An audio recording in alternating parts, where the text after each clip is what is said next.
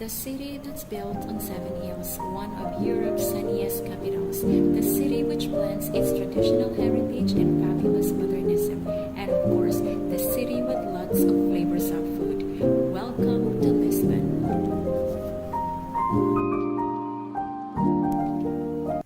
Hello, magandang araw po sa ating lahat at kumusta naman po ang tulig natin dyan? Sana po maganda. At ngayon po ang pangatlo at panghuling araw namin dito sa Lisbon. Nakakasad kasi ang dami pa namin gustong puntahan. Gusto pa namin magpunta ng Porto din, kaso nga lang wala ng oras. Well, anyway, ngayon andito po tayo sa napakasikat na elevator dito sa Lisbon. Yan po ang pangalan ng elevator. Pakibasa na lang po kasi hindi ko alam kung paano siya basahin. Anyway, itong elevator na to is 45 meters tall. Tapos, time check, it's almost 8 o'clock at akala namin walang katao-tao dito kasi ang bad ng weather. Kaso nga lang yun, nakita nyo naman ang pila, kaya haba-haba. So, 30 minutes kaming pumila. At pag nagpunta kayo dito, make sure meron na kayong ticket bago kayo pumila. Kasi ang dami kong nakikita dito na pumila sila but then wala silang ticket.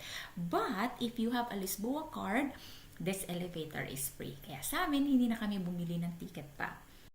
At kung ayaw nyo pong maghintay sa pila ng matagal-tagal, then magpunta po kayo dito ng mas maaga-aga or di kaya late in the evening po kayong magpunta. Tapos yung closing time ng elevator from November to April is at 9 p.m. And then pag May to October, yung closing time niya is at 11 p.m.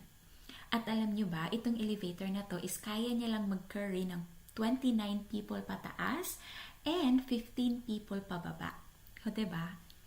Tapos ito po yung view na makikita nyo pag andito na kayo sa itaas. O, diba? Ang ganda. Ano sa tingin nyo? Gusto nyo bang magpunta dito? At alam nyo ba, kung ang gusto nyo lang naman tignan is ang yung view dito sa itaas, huwag na kayong sumakay ng elevator kasi itong view na to is pwede nyo siyang i-access the other side. Ipapakita ko sa inyo mamaya. Hindi pa kayo magbabayad. Tapos dito nga po pala, meron siyang restaurant. Ayan. Ngumiti si kuya. Huwag ka masyadong ngumiti. Baka ma-fall ako sa iyo. Joke lang.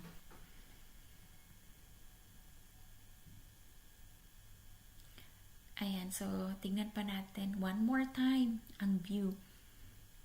So, everyone, this is Lisbon.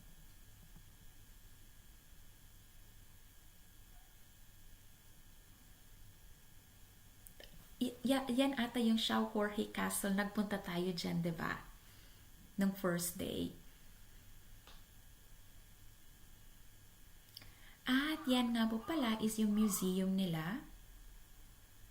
So, ito po yung road na sinabi ko sa inyo na pwede nyong i-access yung view na nakita nyo kanina lang. So, dumaan lang kayo dito and makikita nyo na ang view. Tapos, kung gusto nyo po talagang sumakay ng elevator, sumakay kayo tapos pababa kasi pag pababa, mas mura po siya kaysa pataas. O siya nga pala, muntik ko na makalimutan about the elevator. Alam nyo, yung elevator nga po pala, before, long time ago, gamit siya as mode of transportation dito ng mga locals. Pero ngayon, ginagamit na lang siya for tourists.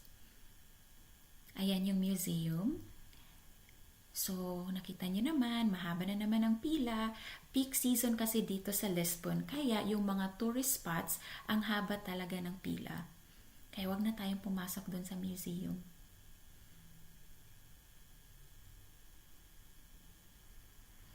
Ayan, may bilen pa.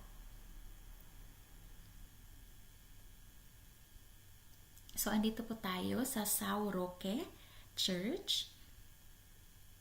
At alam nyo ba, free entrance po dito. So, ayan. Ang ganda. Ang ganda. As in, ang ganda. At yan po yung ceiling. Ang ganda, diba? Naalala ko nito, yung ceiling is yung church sa Argao, Cebu. Kasi yung ceiling nila, maganda din yung ceiling ng church doon. Tapos nga po pala, on each side dito sa church, may mga small chapels po. Pwede kayong magsindi ng kandila. sa mga small chapels na yon.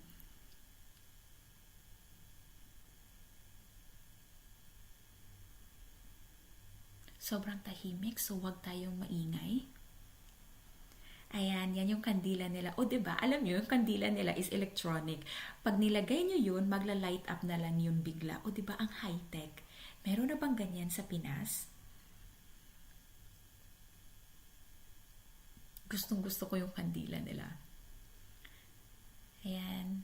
Tignan natin ng malapitan yung altar kasi ang ganda.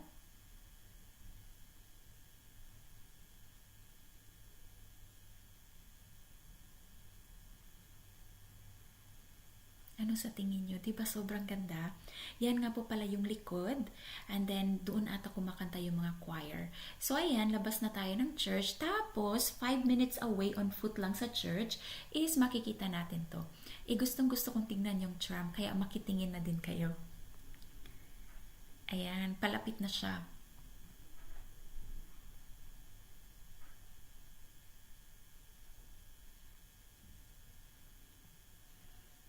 So, ayan. Yung tram nga po pala is 3.80 euros. But if you have, again, the Lisboa card, itap nyo lang yung Lisboa card nyo. Yun lang. So, ito yung loob ng tram. Pero alam nyo, yung tram kasi dito is parati siyang puno. Ang hirap sakyan. So, ayun. Pumasok lang kami tapos bumaba din. Tapos nag-tap kami nung tinap namin yung Lisboa card. Okay lang, unlimited ride naman. So, okay lang kahit na-tap namin yun. And then, sa gilid ng tram na yun is ito po ang makikita natin. Parang merkado siya dito. Tapos, ang daming mga food stalls.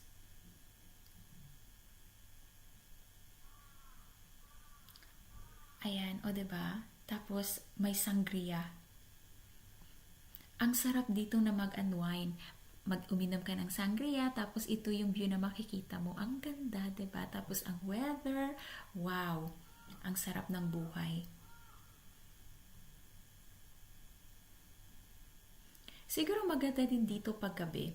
Sana makapunta kami dito mamaya. Sana nga lang. Kasi this is our last day here in Lisbon.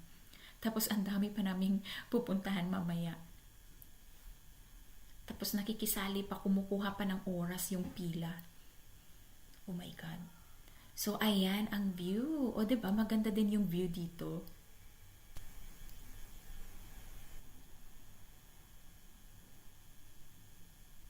And finally, we're here. Alam niyo ba kung nasaan kami? Guess where? Andito kami sa Time Out Market. At alam nyo ba na ang Time Out Market ay ang number 1 in my list na puntahan dito sa Lisbon? At alam nyo kung bakit? Kasi dito is maraming food, maraming pagpipilian. Kaya ito yung pinakagusto ko. Alam nyo na, food is life, di ba? Yan, so madami tayong pagpipilian dito. So halik kayo at samahan nyo kung mag-stroll dito sa Time Out Market. At ayan, malapit na tayo. Tadan! So, welcome to Time Out Market, Lisboa. At alam nyo, ang ganda ng place. Well-arranged siya. Yan, so, sa bawat gilid, andun yung mga food stores. Tapos sa gitna, nakita nyo naman, may mga chairs at saka desk. Ayan, at ang daming pagpipilian. Kaya hindi ko na alam kung ano yung pipiliin ko. But anyway, since andito tayo sa Time Out Market, dapat nating tikman yung pastel de bacalhau nila. At alam nyo ba, dito sa Time Out Market is hindi sila uma-accept ng cash. Yes, so dapat ang dala nyo is debit card or credit card. Huwag yung Lisboa card ha, kasi wala yung lamang pera. So credit card at debit card yung ina-accept nila dito. Ayan, so ayan na yung mga pastel de bacalhau. Ano ba? Pastel de bacalhau or pastel de bacalhau? Oh my God, sana paki-correct po yung maling pronunciation ko. Ayan, so ang sasarap nilang tignan. Hindi ko alam kung anong pipiliin ko. Tsaka bawal kami kumain ng madami dito sa Time Out Market kasi may isa pa kami pupuntahan na restaurant. Ayan, tapos ito yung soup nila at ito yung binili namin, seafood soup, at ang sarap niyang tignan, 'di ba? Naglalaway na ba kayo? Naglalaway na ako. At ito yung pastel de bacalhau nila. At ito din, so may dalawang klaseng cheese po to. Yung isa is yung sheep cheese at tapos yung isa naman is yung goat cheese.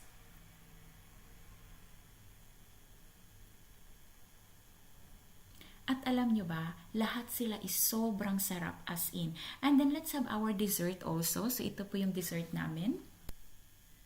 At alam nyo, lahat talaga ng food na binili namin doon is sobrang sarap. Kaya try nyo din po yung Time Out Market. Ayan, nabubulol na naman ako.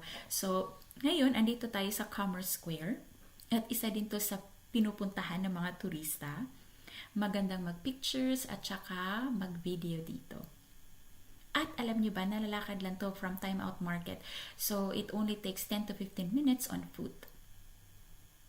So, tama-tama para ma-digest yung kinain namin doon sa Time Out Market. At ngayon, andito na tayo sa Restaurant Marco. So, dito talaga tayo kakain ng madami. At ito yung menu nila. Ayan. So, we have olive. Tapos, yung sa husband ko is apple, lemon, and beetroot juice for 3.40 euros. Ang sa akin naman is mango and orange juice for 3.40 euros din. Tapos ito, this is, hindi ko alam kung paano i-pronounce yung pangalan niya. But then in English, ang pangalan ng food na yun is Little French Girl and it comes with French fries.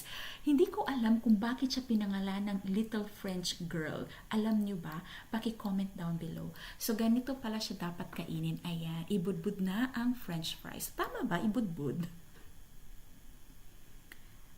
Ayan. Ang sarap niyang tignan. Actually, this food is famous siya sa Porto.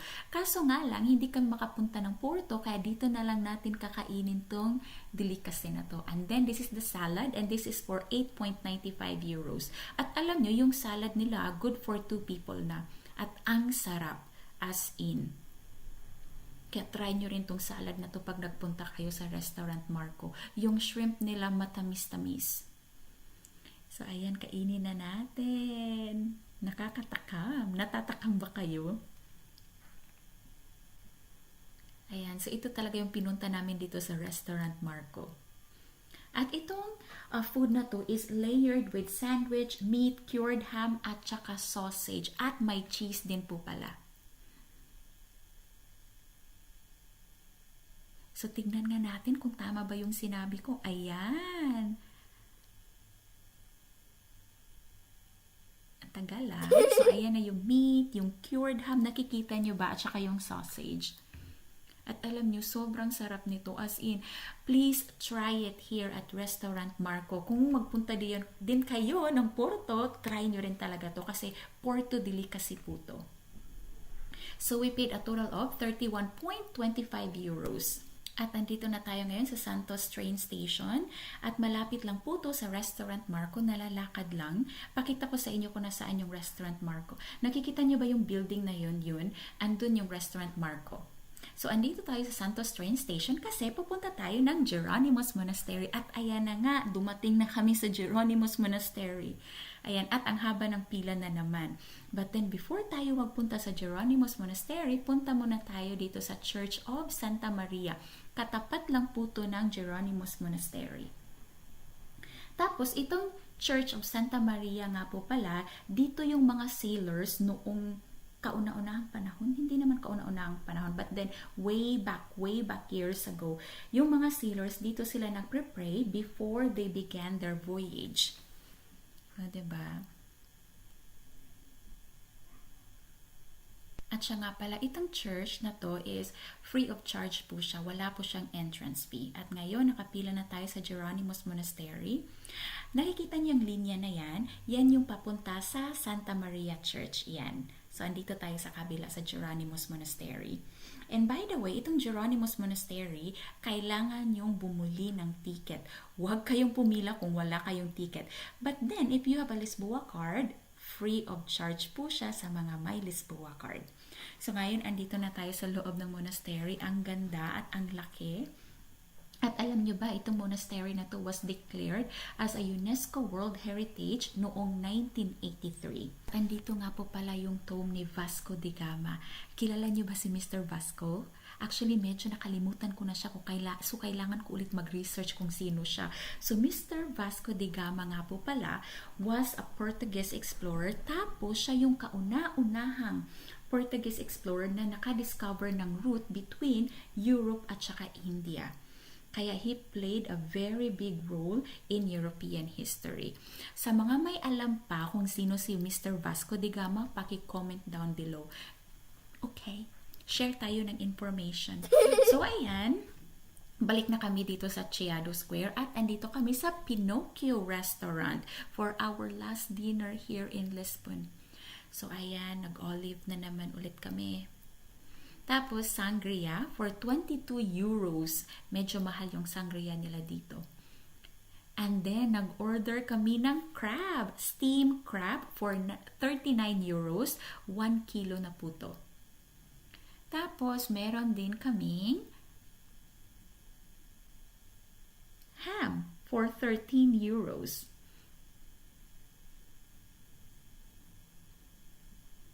And cheers for the wonderful time we had here in Lisbon. Sobrang ganda ng trip namin dito sa Lisbon.